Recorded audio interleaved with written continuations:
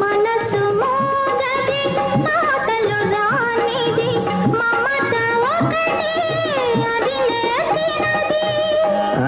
అప్పుడియా పెద్ద అర్థమైనట్టు